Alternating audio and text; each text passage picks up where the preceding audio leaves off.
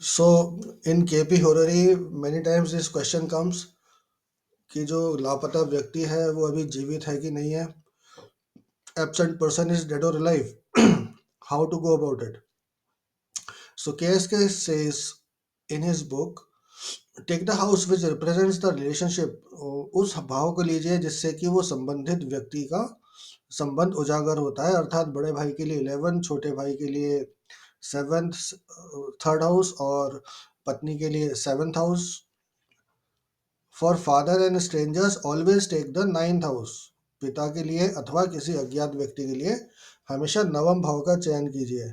Find out where the cusp falls. नवम भाव उस प्रश्न कुंडली में, because we are talking about horary, so आपको एक नंबर लेना पड़ेगा 1 से 249 के बीच में from the person who has come to ask.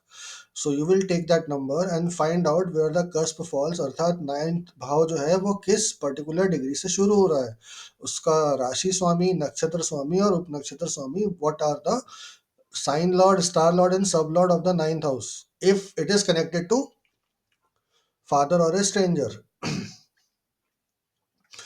Now he says that if that particular sublord is a significator of Badhaka and Maraka sthanas from 9th house.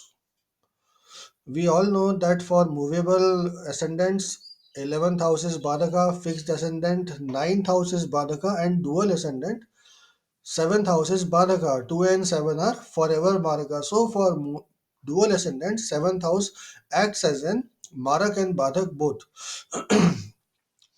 So he says,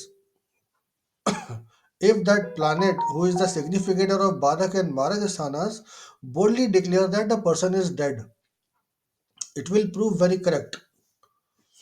वो कहते हैं कि अगर उस पर्टिकुलर हॉरोस्कोप में नवम भाव का जो उपनक्षत्र स्वामी है वो नवम भाव से मारक और बाधक शो करता है, तो आप आराम से बोल दीजिए, पूरे विश्वास से बोलिए कि उस व्यक्ति की मृत्यु हो चुकी है. लेकिन और वो मृत्यु का नेचर भी हम जान सकते हैं कि अगर वो सिग्निफिकेटर किसी जल राशि में है तो वो डूब के मरे हैं, अगर अग्नि तत्व राशि में है तो चोट लगने से, गंभीर दुर्घटना से मरे हैं, अर्धी साइन में है अर्थात पृथ्वी तत्व राशि में है तो उनकी सामान्य रूप से मृत्यु हुई है. Again, he says, if the sublord of the cusp of the house representing the relative is in the constellation of the lord of that house or significator of that house representing that relationship or relative, then he is alive. अर्थात अगर आपके पास जो भी व्यक्ति पूछने आए हैं वो ये उन्होंने जो नंबर दिया, अपने कुंडली बनाई, उस पर्टिकुलर रिलेटिव का जो भी हाउस होता है, अगर उसके सिग्निफिकेटर उसी हाउस को शो कर रहे हैं, बारक बाधक को शो नहीं करते हुए उस पर्टिकुलर हाउस को ही सिग्निफाई कर रहे हैं, तो इसका मतलब है कि वो व्यक्ति जीवित है. Further he says, if the significators are also significator of 6th house, अर्थात वो जो सिग्निफिकेटर है वो छठे भाव को भी दर्शा रहे हैं, मतलब वो व्यक्ति जीवित है लेकिन बीमार है. ऐसे ही आपको कुंडली में हाउस रोटेशन करना होता है केपी में, and we see by house rotation all the rules are applied and ascendant is taken for that particular relation. उस पर्टिकुलर रिलेशन के लिए ही जो भाव होता है उसको प्रथम भाव मान के हम कुंडली को रोटेट करके देखते हैं. Thank you.